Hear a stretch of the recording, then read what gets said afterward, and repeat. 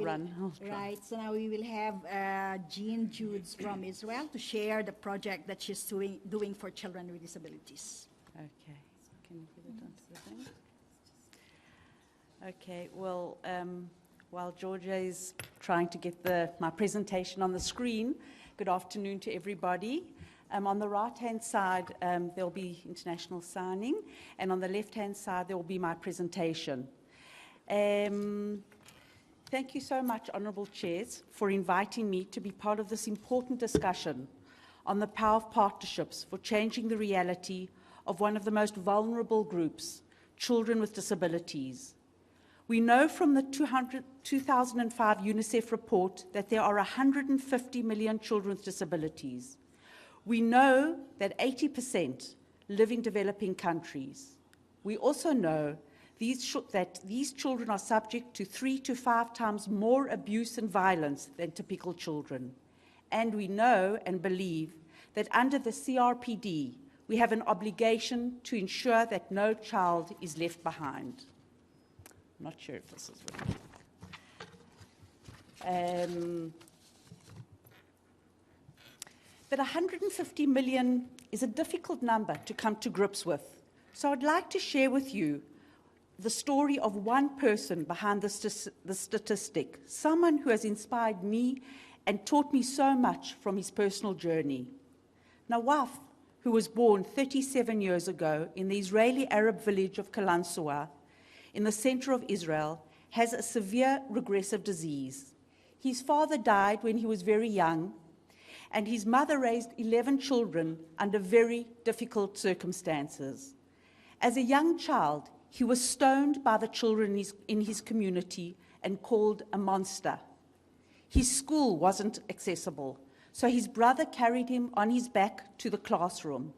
And of course, he could not go to the toilet, which led to some embarrassing and humiliating experiences for him.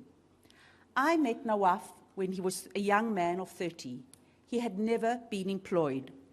We saw his potential and asked him to join our Beit Issie Shapiro team and to work with us to ensure that the children in his community with disabilities would not have to go through what he went through. Well, from a child who was taunted and victimized, today Nawaf has become a leader and a change agent in Israel.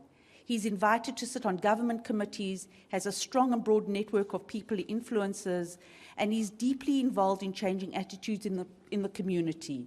As you can see in this picture, he works in the kindergartens, regular schools, high schools, to change attitudes of the children in his community. And he has in fact won an award for his excellent work. So, before I go on, I'd like to say a word about Beit Issie Shapiro. Beit Issie Shapiro is one of the leading non-profit organizations and works to ensure that our children get the maximum opportunity for growth within the community. We are in fact a grassroots civil society organization, and our influence happens from the bottom up. Our basic belief is that to bring about real change, you must have a multi-layered, holistic approach. Real change cannot occur just through service delivery or just through legislation. Change happens through the complex interchange of expectations, attitudes, services, research, knowledge, and policy. And this is captured in our three-pronged strategy that you see on the slide. Developing replicable models, evaluating and disseminating them, and leveraging them for macro change. Over the last 34 years, we have learned that the secret to succeeding in making significant social change is based on developing broad-based partnerships. And these partnerships are the cornerstone of all our work. It is within our organizational DNA. I really like the African proverb that captures this sentiment so well. If you want to go quickly, do it alone. If you want to go far, do it together. This is a wise and deep proverb that we certainly believe in. So I would like to tell you what we have learned over the years. And basically what we have done is build partnerships on 3 different levels, on the local, national, and international level. I would like to give you an example of all 3 levels. On the local level, I'd like to take you back to Kalanswa, where Nawaf lives. We have succeeded to build new and much-needed services in the community for children and their families through broad partnerships that have included the local municipality, people with disabilities, parents, Indigenous workers, kindergarten school teachers, religious leaders, and influential figures in the community. And because of these alliances, we are now able to continue to develop services and programs. We have also gotten to really the most marginalized children, children whose families are not consumers of disability services. We go into their homes, we reach out to them and build the bridge of trust, and then and help them to become consumers. But one of the things that we know is that in order to go from the local level to the national level, we have to have evidence-based practice. So we really research all the models that we develop on a local level. Today, this morning, a member spoke about the fact that we also have to encourage children to have their voice. We have developed tools, specialized tools, to help children to say what they have to say about their experiences. So I'd now like to go to the next level, and that's the national level. In order to achieve national impact, we have to work on two components in parallel: policy and legislation on the one hand, and changing attitudes in the society through education on the other hand. The one without the other is just not enough. An alliance, of course, with the media is another essential component. I'd like to give you an example of how we worked in partnership on this, on a national level. 25 years ago, we built the first early intervention. No, it's going the wrong way. That was it. Okay. 25 years ago, we built the first early intervention center, and very soon realized that this is a critical service for the development of very young children and their families. And those who are denied the service are at an increased risk. We realized that our responsibility was to ensure the development of such services for all children with disabilities by right, which means that the government has to find the resources to back this policy. Today, someone spoke about disability financing, and we do believe that there has to be a differential distribution of resources when you're talking about equality. So we influenced our parliamentarians. We brought them to Beit Issie Shapiro to see our model of early intervention, and they based a law built on our model. But as we have been speaking throughout the day, there's one thing to have legislation, there's another thing to have implementation. So we set up a coalition of 60 organizations, including children's rights organizations, not specifically for disabilities, NGOs, parents' organizations. And we work together to ensure the implementations of these laws and to broaden the criterion so that no child would not be entitled to early intervention.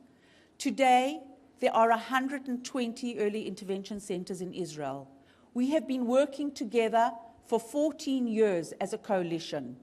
And due to this success, we have started working on other important issues for children and their families. Beit Issie Shapiro could never have done this alone. It was the strength of the coalition that made this change. It is not easy to develop strong partnerships and alliances, but it is certainly possible. The alliance with the media, when you talk about national change, is obviously very important.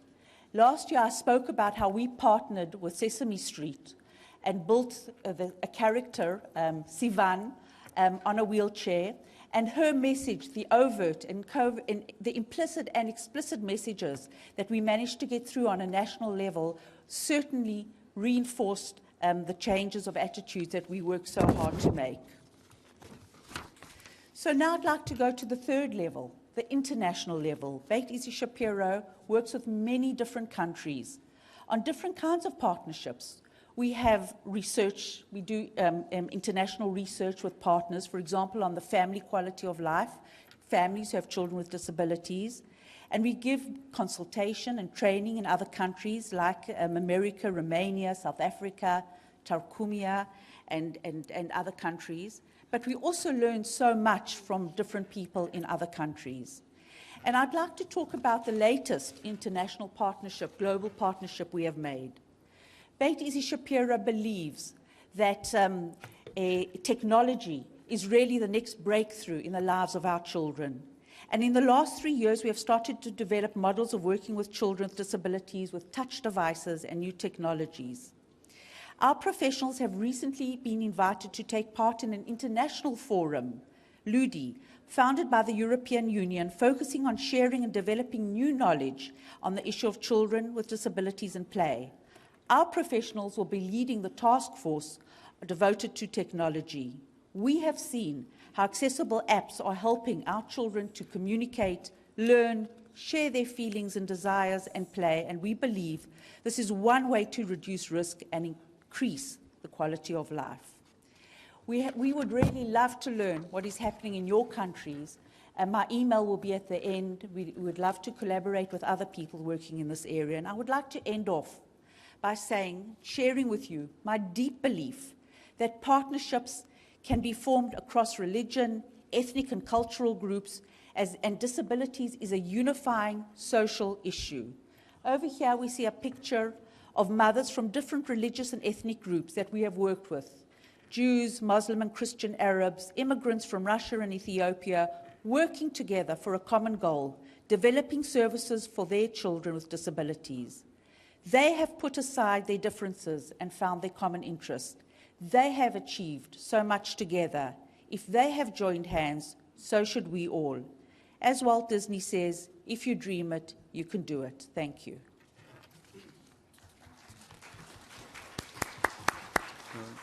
Thank you, Jean, for your very impassioned and enlightened presentation. It's really amazing what your organization is doing and has done for so many years, and bravo to you. And any initiative that involves children, I don't think anyone in this room or anyone will disagree with what you have to say. You know, we're all on board and we support all your endeavors, and a big bravo to you. I will now pass on to Venus. Thank you. And our last presenter for this afternoon is Rosa, who's going to speak about the many initiatives they're doing for women.